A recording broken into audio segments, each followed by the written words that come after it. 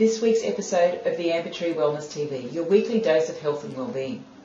What I'd like to talk to you about today is something that's been around for about 50 to 60 years, and it actually has formed the basis of the way we have been eating for the last few generations, but it's not necessarily good for us, and that is actually the food pyramid.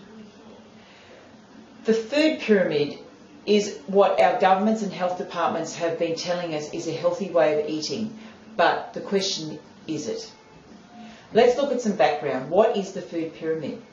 The food pyramid was actually put together by the US Department of Agriculture in the 1950s to encourage people to eat more grains and cereals.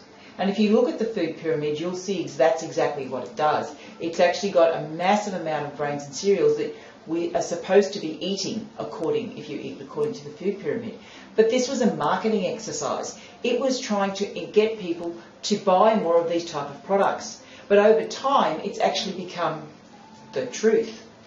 And then you've got companies out there that are selling these cereals, and I'm not going to name one, but there's one massive company which is a worldwide company which primarily sells cereals, wheat-based cereals, and it has the food pyramid stuck on the back of every box that you buy. So we've been indoctrinated with this so-called truth, but we're not healthy. Our societies aren't healthy. We are fatter than we've ever been. We've got obesity rates that are climbing through the roof, and we've got to look at what we're eating and why we're eating it. So is having this food pyramid as our basis of our diet healthy? No, it's not.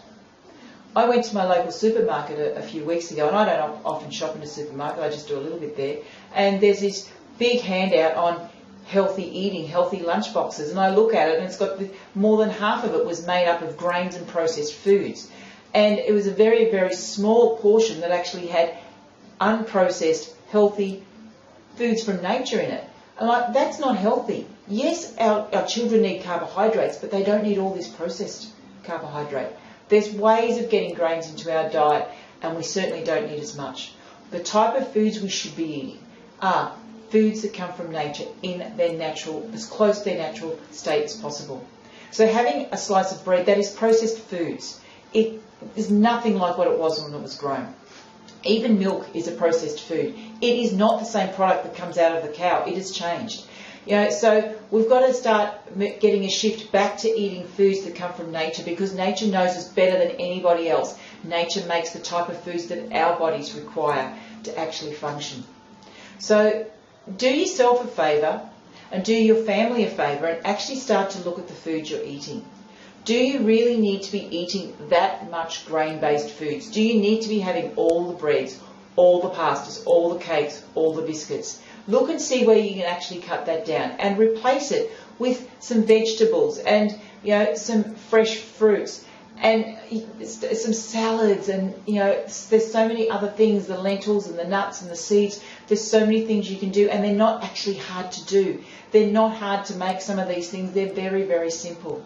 So leave some comments below. Let me know, how do you think you would go if you actually took a lot of those processed grains out of your diet and you actually reversed the food pyramid and actually had lots of veggies and fresh food at the top, and with a lot of them and very few cereals at the bottom? How do you think you'd go? How much of a change would it be for your diet?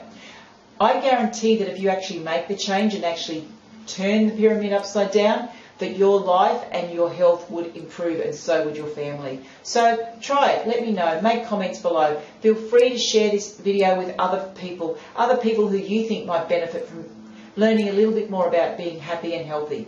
So until next week, thank you very much for listening to me. Bye.